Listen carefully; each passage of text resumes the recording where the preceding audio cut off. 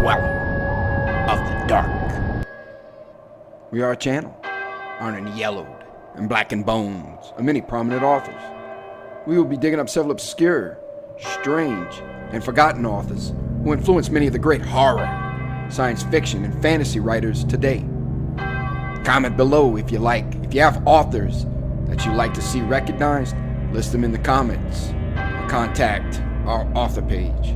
Subscribe for more tales of the horrifying, obscure, strange, and forgotten. We'll have quite a collection climbing out of the tombs.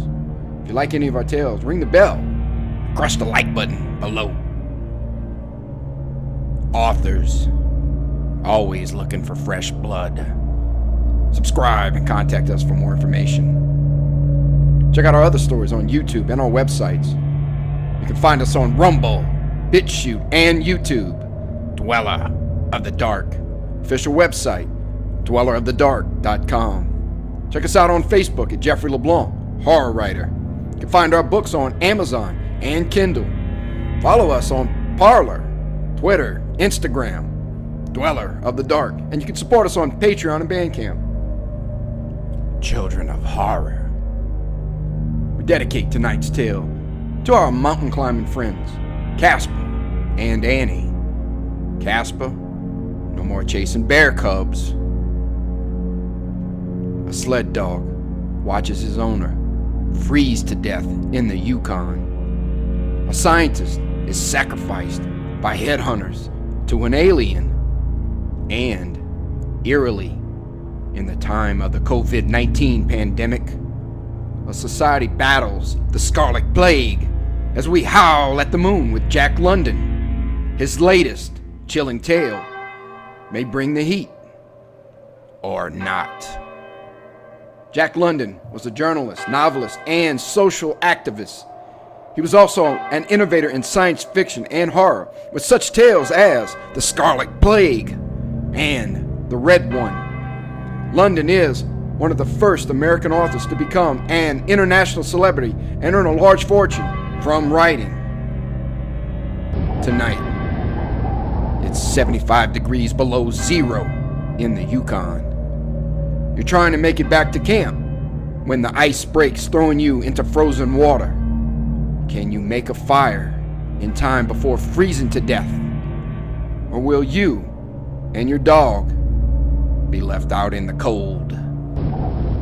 To Build a Fire by Jack London.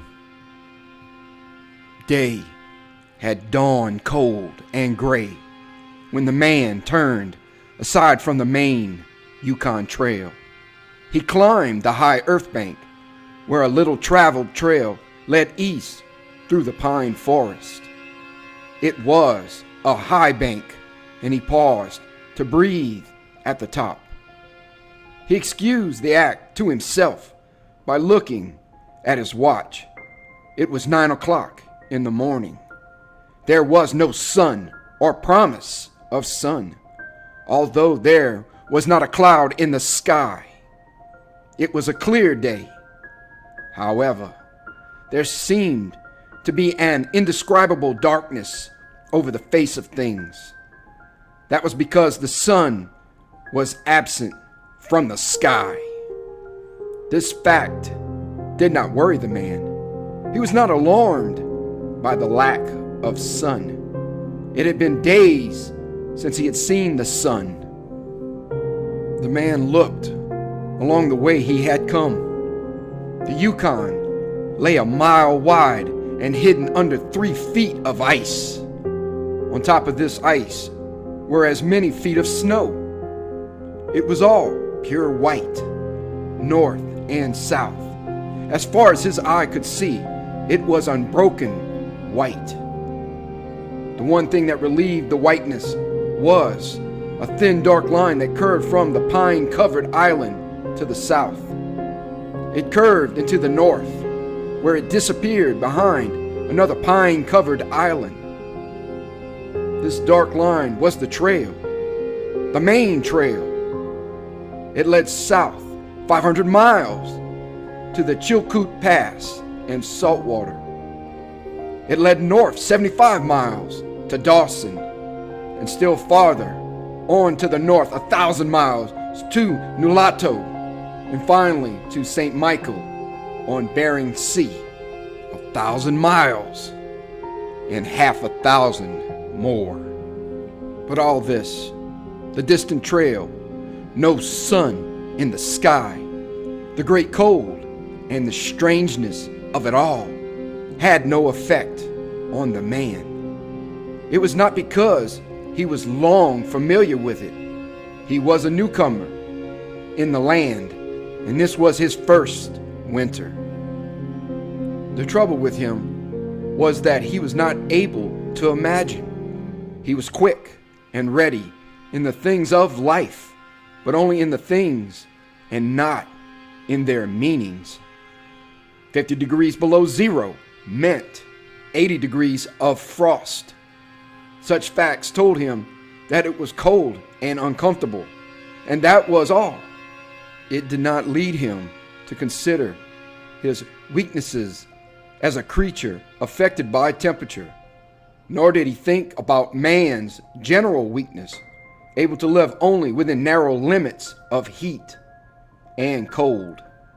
From there, it did not lead him to thoughts of heaven and the meaning of a man's life. 50 degrees below zero meant a bite of frost that hurt and that must be guarded against by the use of mittens, ear coverings, warm moccasins, and thick socks.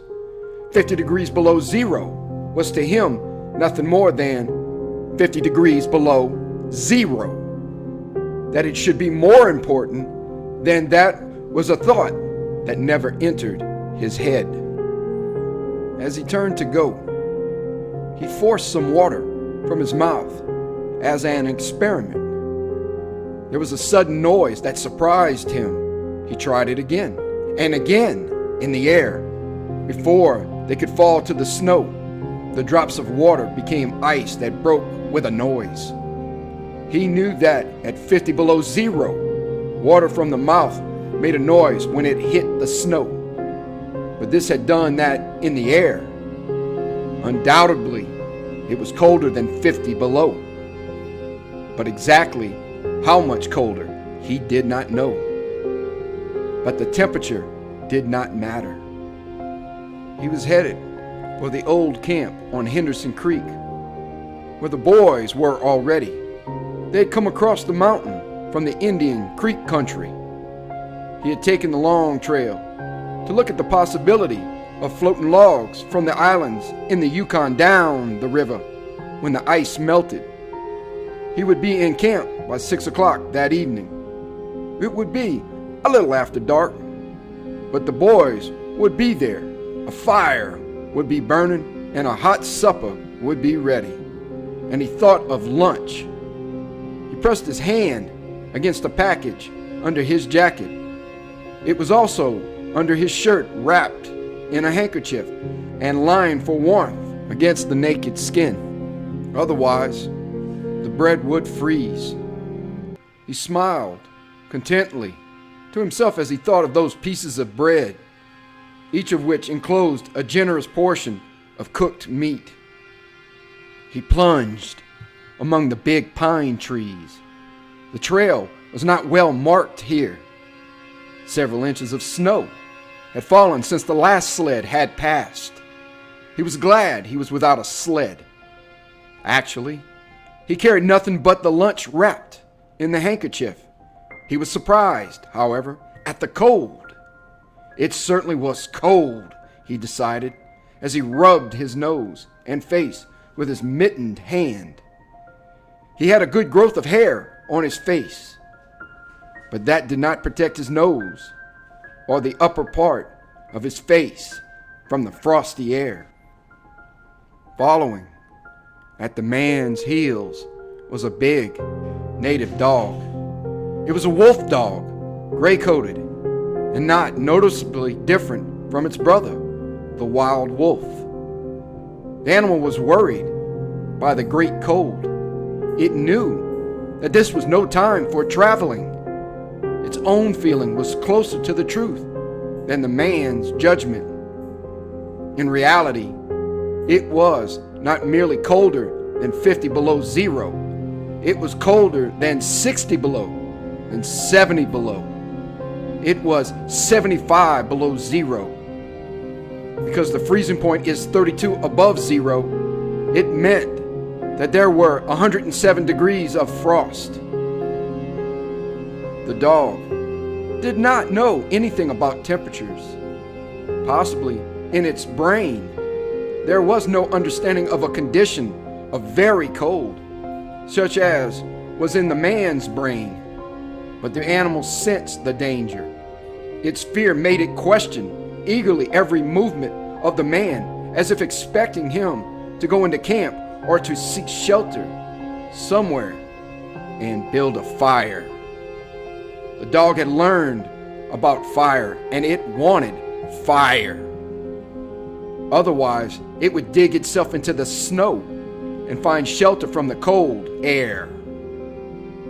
The frozen moistness of its breathing had settled on its fur in a fine powder of frost. The hair on the man's face was similarly frosted, but more solidly. It took the form of ice and increased with every warm, moist breath from his mouth. Also, the man had tobacco in his mouth. The ice held his lips so tightly together that he could not empty the juice from his mouth. The result was a long piece of yellow ice hanging from his lips. If he fell down, it would break like glass into many pieces. He expected the ice formed by the tobacco juice, having been out twice before when it was very cold. But it had not been as cold as this, he knew. He continued through the level forest for several miles. Then he went down a bank to the frozen path of a small stream. This was Henderson Creek, and he knew he was 10 miles from where the stream divided. He looked at his watch. It was 10 o'clock. He was traveling at the rate of 4 miles an hour. Thus, he figured that he would arrive where the stream divided at 12:30. He decided he would eat his lunch when he arrived there. The dog followed again at his heels, with its tail hanging low, as the man started to walk along the frozen stream. The old sled trail could be seen, but a dozen inches of snow covered the marks of the last sleds.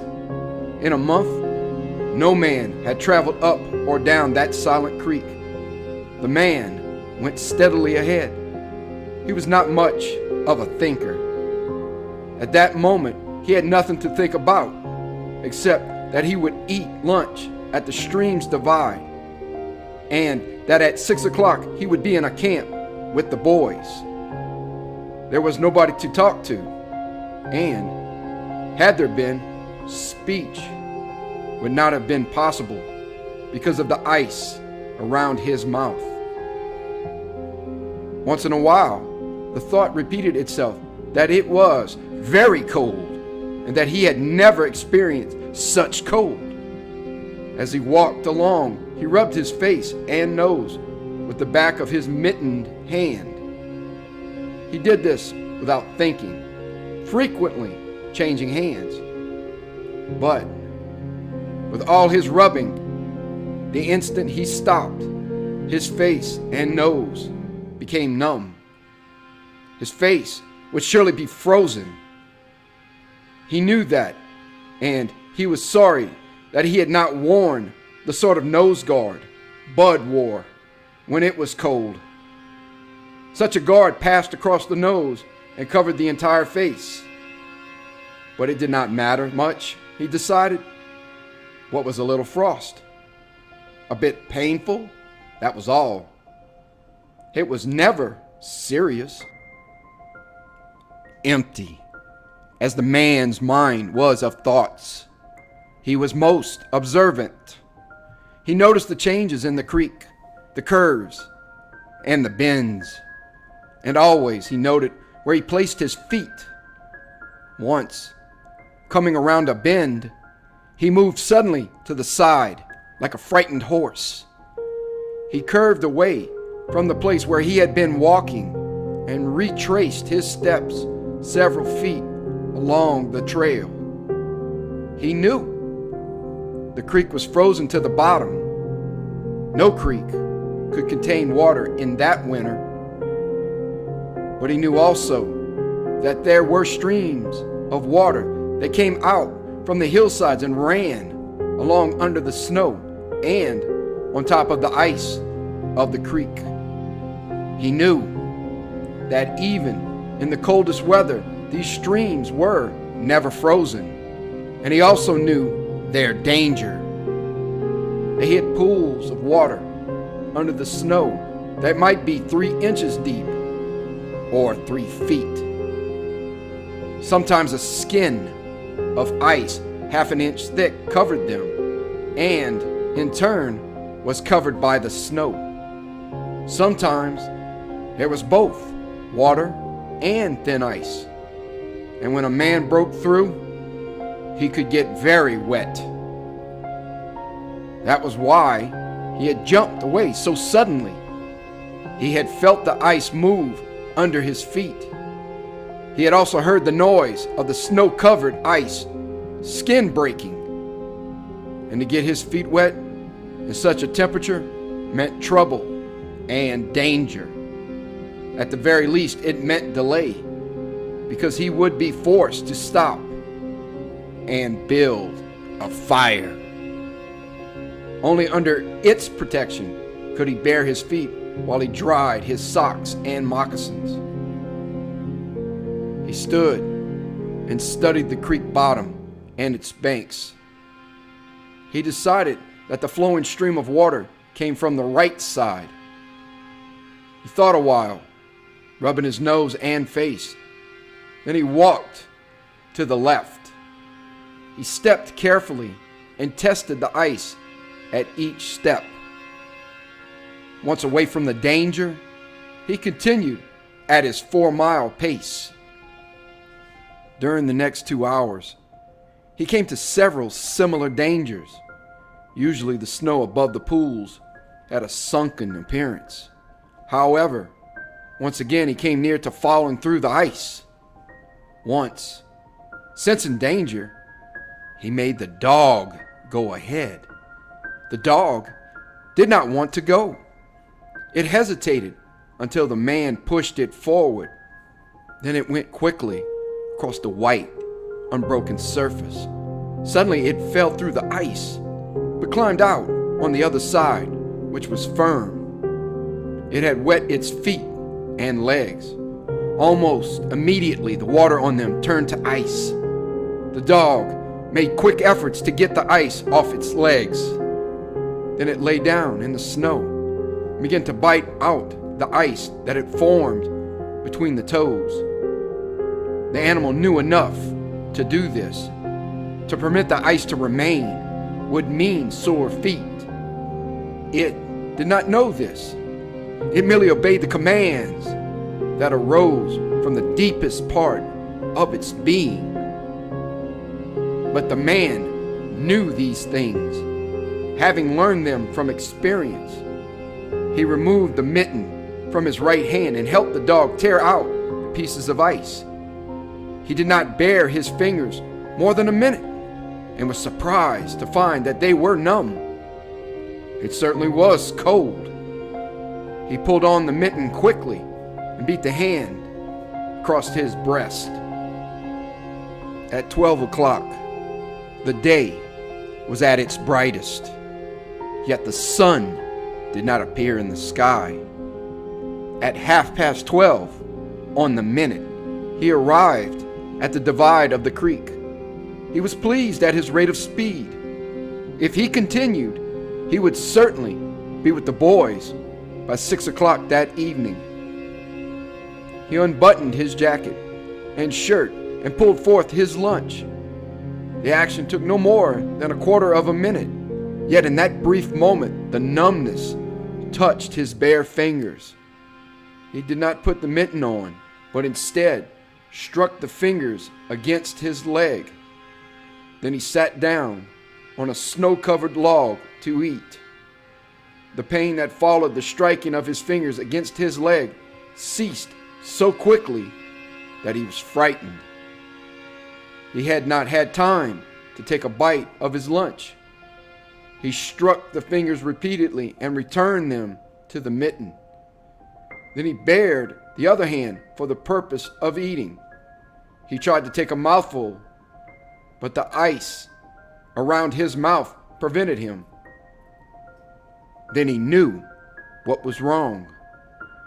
He had forgotten to build a fire and warm himself. He laughed at his own foolishness. As he laughed, he noted the numbness in his bare fingers.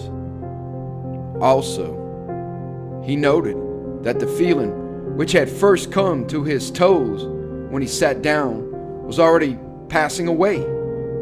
He wondered whether the toes were warm or whether they were numb.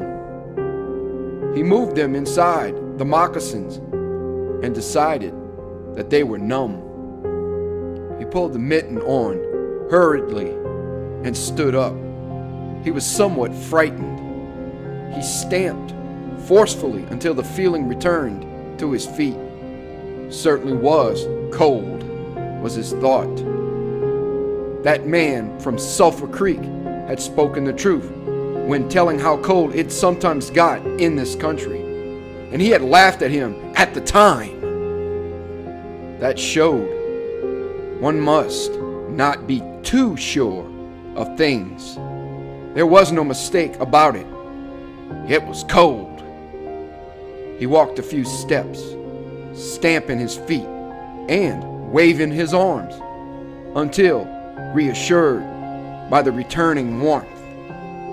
Then he took some matches and proceeded to make a fire. In the bushes, the high water had left a supply of sticks. From here, he got wood for his fire. Working carefully from a small beginning, he soon had a roaring fire. Bending over the fire, he first melted the ice from his face. With the protection of the fire's warmth, he ate his lunch. For the moment, the cold had been forced away. The dog took comfort in the fire, lying at full length, close enough for warmth and far enough away to escape being burned. When the man had finished eating, he filled his pipe with tobacco and had a comfortable time with the smoke. Then he pulled on his mittens, settled his cap firmly about his ears, and started along the creek trail toward the left. The dog was sorry to leave and looked toward the fire. This man did not know cold. Possibly none of his ancestors had known cold, real cold. But the dog knew, and all of its family knew, and it knew that it was not good to walk outside in such fearful cold. It was the time to lie in a hole in the snow and to wait for this awful cold to stop. There was no real bond between the dog and the man. The one was the slave of the other. The dog made no effort to indicate its fears to the man. It was not concerned with the well-being of the man. It was for its own sake that it looked toward the fire. But the man whistled and spoke to it with the sound of the whip in his voice. So the dog started walking close to the man's heels and followed him along the trail. The man put more tobacco in his mouth and started a new growth of yellow ice on his face. Again, his moist breath quickly powdered the hair on his face with white. He looked around him. There did not seem to be so many pools of water under the snow on the left side of Henderson Creek, and for half an hour the man saw no signs of any. And then it happened. At a place where there were no signs, the man broke through. It was not deep. He was wet to the knees before he got out of the water to the firm snow. He was angry and cursed his luck aloud. He had hoped to get into camp with the boys at 6 o'clock, and this would delay him an hour. Now he would have to build a fire and dry his moccasins and socks. This was most important at that low temperature. He knew that much. So he turned aside to the bank, which he climbed. On top, under several small pine trees, he found some firewood, which had been carried there by the high water of last year. There were some sticks, but also larger branches and some dry grasses. He threw several large branches on top of the snow. This served for a foundation and prevented the young flame from dying in the wet snow. He made a flame by touching a match to a small piece of tree bark that he took from his pocket. This burned even better than paper. Placing it on the foundation, he fed the young flame with pieces of dry grass and with the smallest dry sticks. He worked slowly and carefully, realizing his danger. Gradually, as the flame grew stronger, he increased the size of the sticks with which he fed it. He sat in the snow, pulling the sticks from the bushes under the trees and feeding them directly to the flame. He knew he must not fail. When it is 75 below zero, a man must not fail in his attempt to build a fire. This is especially true if his feet are wet. If his feet are dry and he fails, he can run along the trail for half a mile to keep his blood moving. But the blood in wet and freezing feet cannot be kept moving by running when it is 75 degrees below. No matter how fast he runs, the wet feet will freeze even harder. All this the man knew. The old man on Sulphur Creek had told him about it, and now he was grateful for the advice. Already, all feeling had gone from his feet. To build the fire, he had been forced to remove his mittens, and the fingers had quickly become numb. His pace of 4 miles an hour had kept his heart pushing the blood to all parts of his body. But the instant he stopped, the action of the heart slowed down. He now received the full force of the cold. The blood of his body drew back from it. The blood was alive, like the dog.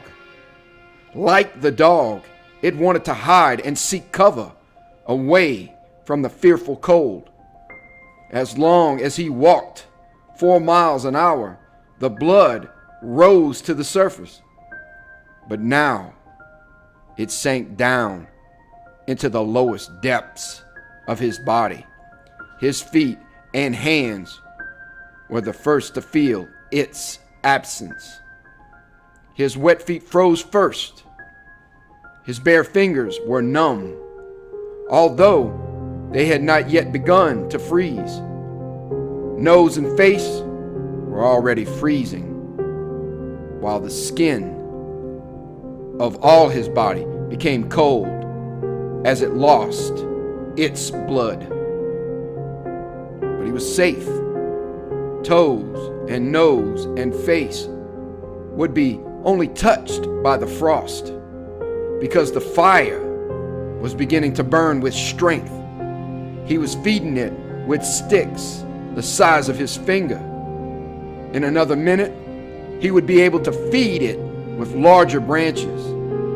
Then he could remove his wet moccasins and socks. While they dried, he could keep his naked feet warm by the fire, rubbing them first with snow. The fire was a success. He was safe. He remembered the advice of the old man on Sulphur Creek and smiled. The man had been very serious when he said that no man should travel alone in that country after 50 below zero. Well, here he was. He had the accident. He was alone, and he had saved himself. Those old men were rather womanish, he thought. All a man must do was to keep his head, and he was all right. Any man who was a man could travel alone. But it was surprising the rapidity with which his face and nose were freezing, and he had not thought his fingers could lose their feeling in so short a time. Without feeling, they were, because he found it very difficult to make them move together to grasp a stick. They seemed far from his body and from him. When he touched a stick, he had to look to see whether or not he was holding it, all of which mattered little. There was the fire, promising life with every dancing flame. He started to untie his moccasins. They were coated with ice. The thick socks were like iron, almost to the knees. The moccasins' strings were like ropes of steel. For a moment, he pulled them with his unfeeling fingers. Then, realizing the foolishness of it, he grasped his knife.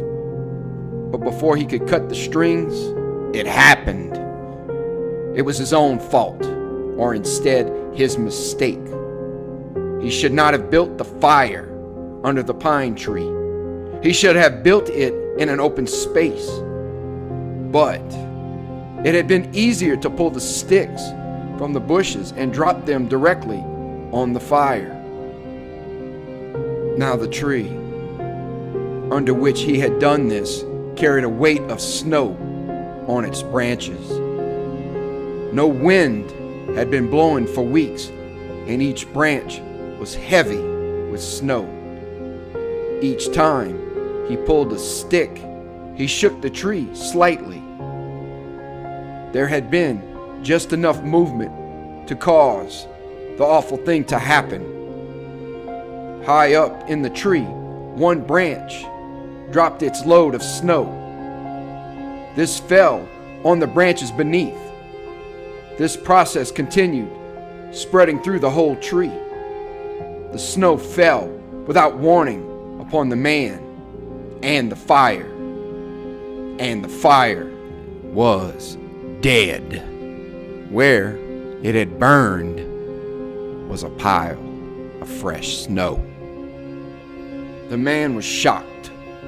It was like hearing his own judgment of death. For a moment he sat and stared at the spot where the fire had been. Then he grew very calm. Perhaps the old man on Sulphur Creek was right. If he had a companion on the trail, he would be in no danger now. The companion could have built the fire. Now he must build the fire again, and this second time he must not fail. Even if he succeeded, he would be likely to lose some toes. His feet must be badly frozen by now, and there would be some time before the second fire was ready. Such were his thoughts, but he did not sit and think them. He was busy all the time. They were passing through his mind. He made a new foundation for a fire, this time in the open space where no tree would be above it. Next, he gathered dry grasses and tiny sticks. He could not bring his fingers together to pull them out of the ground, but he was able to gather them by the handful. In this way, he also got many pieces that were undesirable, but it was the best he could do. He worked carefully, even collecting an armful of the larger branches to be used later when the fire gathered strength. And all the while, the dog sat and watched him. There was an anxious look in its eyes because it depended upon him as the fire provider, and the fire was slow in coming. When all was ready, the man reached in his pocket for the second piece of tree bark. He knew the bark was there, although he could not feel it with his fingers. He tried again and again, but he could not grasp it. And all the time, in his mind, he knew that each instant his feet were freezing. This thought alarmed him, but he fought against it and kept calm. He pulled on his mittens with his teeth and began swinging his arms. Then he beat his hands with all his strength against his sides. He did this while he was sitting down. Then he stood up to do it. All the while, the dog sat in the snow, its tail curled warmly over its feet, and its sharp wolf ears bent forward as it looked at the man.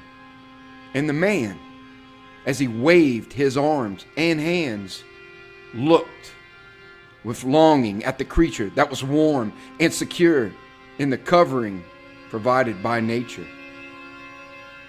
After a time, he began to notice some feeling in his beaten fingers. The feeling grew stronger until it became very painful, but the man welcomed the pain. He pulled the mitten from his right hand and grasped the tree bark from his pocket. The bare fingers were quickly numb again. Next, he brought out his pack of matches, but the awful cold had already driven the life out of his fingers. In his effort to separate one match from the others, the whole pack fell in the snow. He tried to pick it out of the snow, but failed. The dead fingers could neither touch nor hold. Now, he was very careful.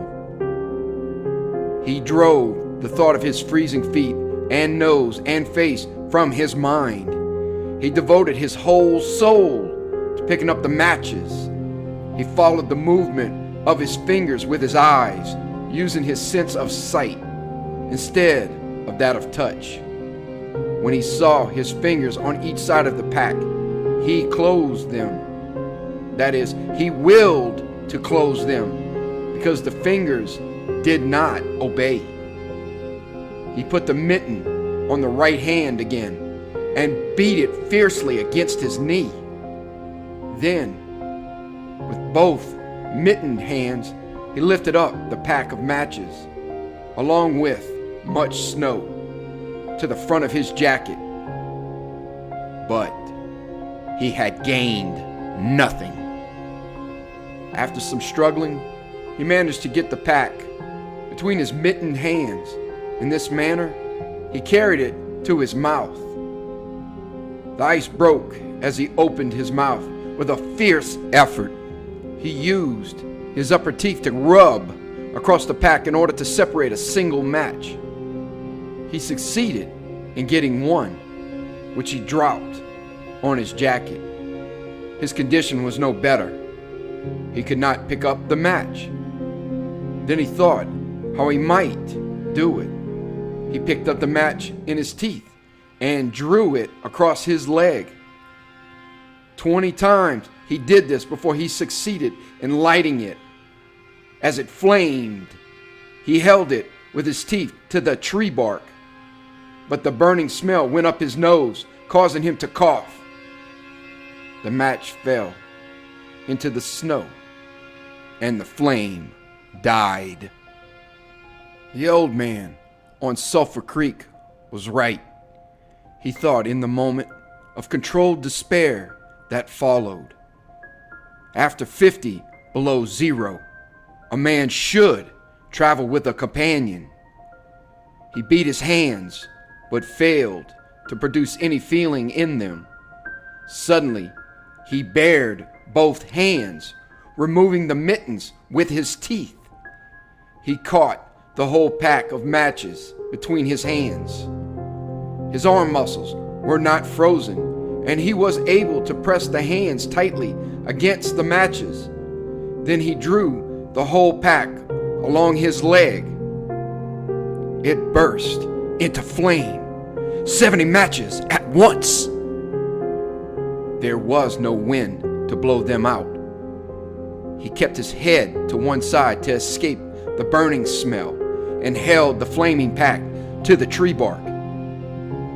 As he so held it, he noticed some feeling in his hand. His flesh was burning. He could smell it. The feeling developed into pain. He continued to endure it. He held the flame of the matches to the bark that would not light readily because his own burning hands were taking most of the flame.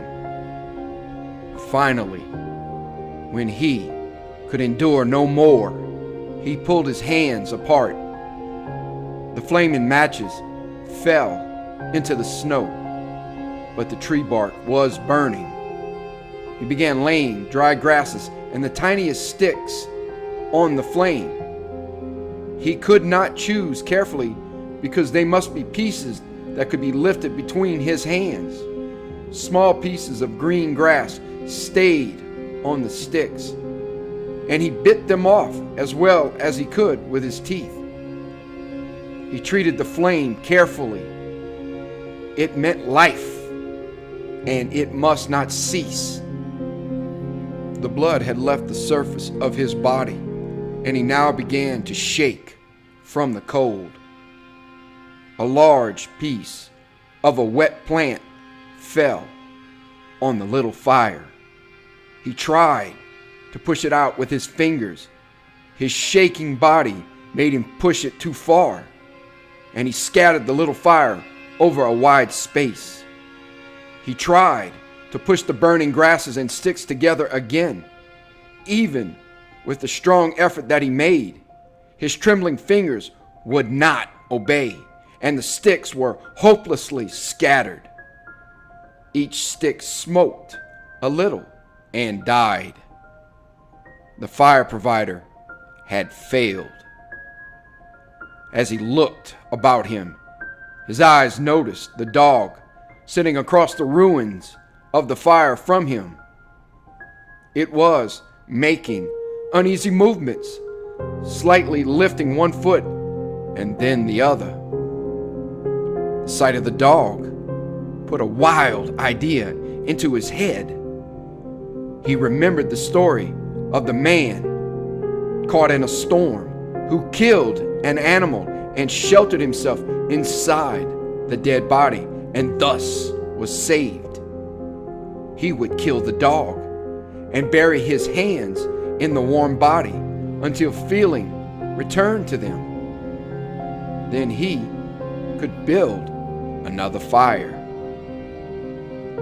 He spoke to the dog, calling it to him, but in his voice was a strange note of fear that frightened the animal. It had never known the man to speak in such a tone before. Something was wrong, and it sensed danger. It knew not what danger, but somewhere in its brain arose a fear of the man. It flattened its ears at the sound of the man's voice. Its uneasy movements and the liftings of its feet became more noticeable. But it would not come to the man. He got down on his hands and knees and went toward the dog. But this unusual position again excited fear, and the animal moved away. The man sat in the snow for a moment and struggled for calmness. Then he pulled on his mittens using his teeth and then stood on his feet. He glanced down to assure himself that he was really standing, because lack of feeling in his feet gave him no relation to the earth. His position, however, removed the fear from the dog's mind. When he commanded the dog with his usual voice, the dog obeyed and came to him. As it came within his reach, the man lost control. His arms stretched out to hold the dog, and he experienced real surprise when he discovered that his hands could not grasp. There was neither bend nor feeling in the fingers. He had forgotten for the moment that they were frozen and that they were freezing more and more. All this happened quickly, and before the animal could escape, he encircled its body with his arms. He sat down in the snow and in this fashion held the dog while it barked and struggled. But it was all he could do. Hold its body encircled in his arms and sit there. He realized that he could not kill the dog. There was no way to do it. With his frozen hands, he could neither draw nor hold his knife. Nor could he grasp the dog around the throat. He freed it, and it dashed wildly away, still barking. It stopped 40 feet away and observed him curiously, with ears sharply bent forward. The man looked down at his hands to locate them and found them hanging on the ends of his arms. He thought it curious that it was necessary to use his eyes to discover where his hands were. He began waving his arms, beating the mittened hands against his sides. He did this for 5 minutes. His heart produced enough blood to stop his shaking, but no feeling was created in his hands. A certain fear of death came upon him. He realized that it was no longer a mere problem of freezing his fingers and toes or of losing his hands and feet. Now it was a problem of life and death, with the circumstances against him. The fear made him lose control of himself, and he turned and ran along the creek bed on the old trail. The dog joined him and followed closely behind. The man ran blindly in fear, such as he had never known in his life.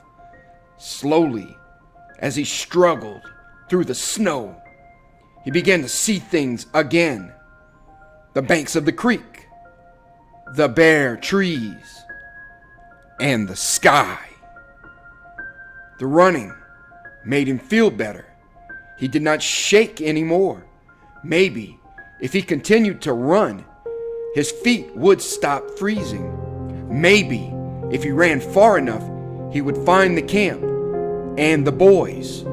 Without doubt, he would lose some fingers and toes and some of his face, but the boys would take care of him and save the rest of him when he got there. And At the same time, there was another thought in his mind that said he would never get to the camp and the boys. It told him that it was too many miles away, that the freezing had too great a start, and that he would soon be dead. He pushed this thought to the back of his mind and refused to consider it. Sometimes it came forward and demanded to be heard, but he pushed it away and tried to think of other things. It seemed strange to him that he could run on feet so frozen that he could not feel them when they struck the earth and took the weight of his body. He seemed to be flying along above the surface and to have no connection with the earth. His idea of running until he arrived at the camp and the boys presented one problem. He lacked the endurance. Several times he caught himself as he was falling. Finally, he dropped to the ground, unable to stop his fall. When he tried to rise, he failed. He must sit and rest, he decided. Next time, he would merely walk and keep going. As he sat and regained his breath, he noted that he was feeling warm and comfortable. He was not shaking, and it even seemed that a warm glow had come to his body. And yet, when he touched his nose or face, there was no feeling. Running would not bring life to them, nor would it help his hands and feet. Then the thought came to him that the frozen portions of his body must be increasing. He tried to keep this thought out of his mind and to forget it. He knew that such thoughts caused a feeling of fright in him, and he was afraid of such feelings.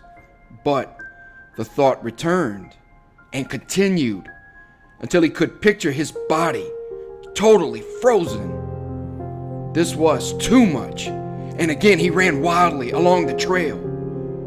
Once he slowed to a walk, but the thought that the freezing of his body was increasing made him run again. And all the time, the dog ran with him at his heels. When he fell a second time, the dog curled its tail over its feet and sat in front of him, facing him, curiously eager. The warmth and security of the animal angered him. He cursed it until it flattened its ears. This time the shaking, because of the cold, began more quickly. He was losing his battle with the frost. It was moving into his body from all sides. This thought drove him forward, but he ran no more than 100 feet when he fell head first. It was his last moment of fear. When he had recovered his breath and his control, he sat and thought about meeting death with dignity. However, the idea did not come to him in exactly this manner. His idea was that he had been acting like a fool. He had been running around like a chicken with its head cut off. He was certain to freeze in his present circumstances, and he should accept it calmly. With this newfound peace of mind came the first sleepiness. A good idea, he thought, to sleep his way to death. Freezing was not as bad as people thought. There were many worse ways to die.